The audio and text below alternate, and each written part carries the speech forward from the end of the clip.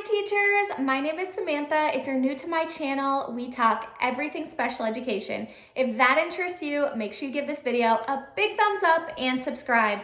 Today, I'm going to be talking about the most rewarding moments as a special education teacher. I have so many heartwarming moments as a special education teacher. Like one of my students at the beginning of the year who was not independent. He was so prompt dependent. At the end of the year, he was a completely new student. We were working on independence and he was pretty much completely independent just within one school year. It's moments like this that make me so proud of being a special education teacher. There is so much joy and so much fulfillment when it comes to being a special education teacher or teacher in general. There's a lot of small moments that you might overlook, and so I just want to remind you of all of those wonderful moments that you probably have as a special education teacher. The first thing I wanted to talk about was watching students make progress. Big progress or small progress. You know, with some students, the smallest amount of progress or the littlest breakthrough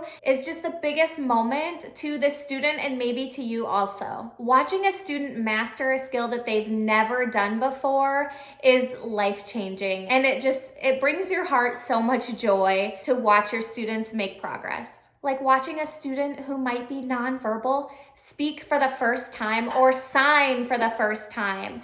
That is such a breakthrough moment, and it's really cool to be there for that. Even like a first independent task completion. I had a student who was working on writing their name for years. This was a high school student, so they had a lot of challenges, but there was a time where this student, he just wrote his name and he could barely write like the first two letters, but then one day he just wrote his whole name, and from there on out, he was writing his name every single day. It was just really cool to see because, you know, we also had a stamp that had his name on it, but he really, really wanted to work on the skill of writing his own name, and so that was a moment that just really, really stood out to me as a teacher. I remember I kind of it brought some tears to my eyes because I was like, you know what?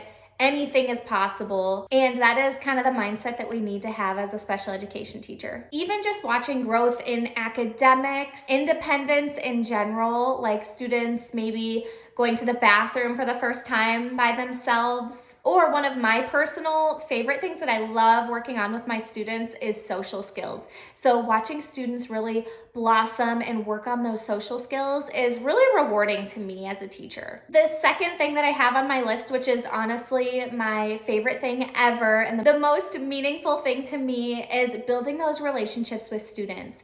I have created so many unforgettable bonds with my students that honestly every day I'm thinking about my students and I miss my students that I no longer have. Like I always wonder how they're doing, and sometimes I'm like, gosh, I wish I could like reach out to my old students, but I don't want to cross a line. But like, I really dearly loved my students and I'll forever love them. And I'll always wonder how they're doing. Truly the bond between special education teachers and their students is, I don't know the right word. It's you just become so close with these students that you just love them. There's no other way to put it. On the same topic of the bond that you make with your students, really truly like the trust and the connection with those students who really struggle maybe socially or behaviorally, that is really, really meaningful. Also, I really appreciated the support that I had from certain parents who were super, super supportive of me as a teacher, and we worked as a team really, really well for their child. Those relationships that I had with those parents and of course the students were super meaningful to me. The third really meaningful thing, I keep using the word meaningful, but I guess that's what this video is about.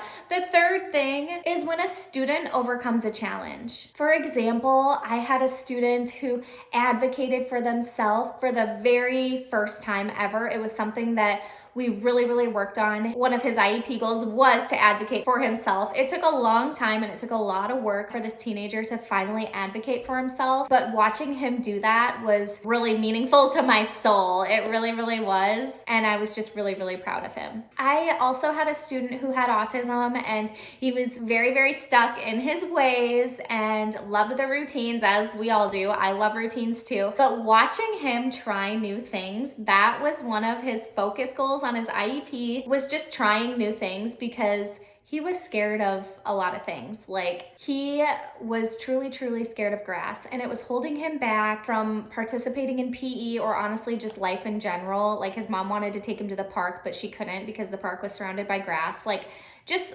things like that. There was a day where he said, I'm gonna go walk barefoot in grass. And I was like, okay, let's go. And we did. And he never had a problem with it again. Just like watching students try new things in general really is meaningful. Then my favorite is watching students master life skills like cooking. I loved to cook with my students. Watching them become independent in the kitchen was really, really cool because I know that that's a life skill that they could use forever. Honestly, I still need cooking lessons. I'm not that great of a cook, so this was a few years back, so hopefully they're better cooks than me nowadays. But just watching, any life skills, watching students who finally master the skill of using money or using their own debit card, even using a schedule. Where I lived, there was a ton of city buses, and that's how a lot of people with disabilities who couldn't drive, their main form of transportation was the public city buses. So watching those students take the bus independently, that was really cool because that was something that we worked on a lot. And that was kind of unique to the city. It was pretty cool. Number 4 is seeing increased confidence and independence. So we already kind of talked about independence. Just like watching these students become confident as they become more independent was really, really, really cool to me. So just like gaining confidence in their abilities in general, helping students learn like self-regulation strategies and watching them be able to use those independently was also really fun to me and really cool to see. And then as a high school special ed teacher, watching students with their job trainings. I had a lot of students who, because we had a work experience program at our school, and then once they graduated, some students would go to our transition program until they were 21. However, some students would be offered a job from the grocery store or from the pet shop that they worked at in high school, and that was really, really cool to see. On that same note, independent living, a lot of my students who were like 21, they would be working on living independently or in a group home where there was some supervision. But it was really fun working on those skills with those students and then watching them move out of their parents' house. It was awesome. That's something that most teachers, if you're not a special ed teacher or like a high school or transition teacher, you don't get to see that, but that's really, really rewarding and probably one of my favorite reasons as to why I love teaching high school special education specifically. The next meaningful moment that really stood out to me was one time I was at an IEP meeting and I knew that this student had made huge, huge, huge progress. And it was really cool to see every single member of the IEP team see this progress. It was like a breakthrough moment that we all had together of watching this student just grow. This specific student had an SLP, had an OT, had a lot of different people on their IEP team. So that, I don't know, that was just a moment that really stood out to me when we all were like, wow, this student is just like really, really improving. It's incredible. And the last thing that I have on my list that is the best ever is when a former student comes back to thank you. And I'm tearing up. I always tear up during these videos because I just think back to these moments. Some of my high school students that I had years ago, they added me on Facebook and I accepted them because it'd been years ago and like, we had the best relationships ever. Like I miss those kids so much. Well, they're not kids, they're adults now. And they reach out to me over Messenger, and a lot of times I'm like, oh, I probably shouldn't message them back, but like it hurts my heart because I love them so much.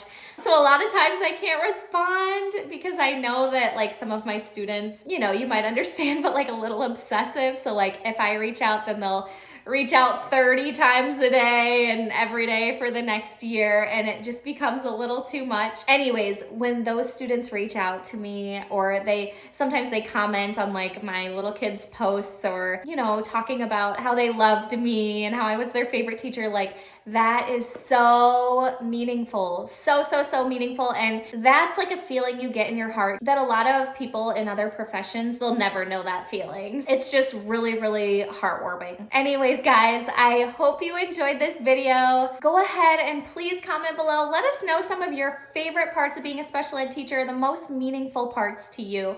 I love to read other people's stories. As always, there are some freebies in the description of this video below. Go ahead and grab those. They're all available on my website, ActiviTeach.org. I hope you have a fantastic week. Happy teaching, guys.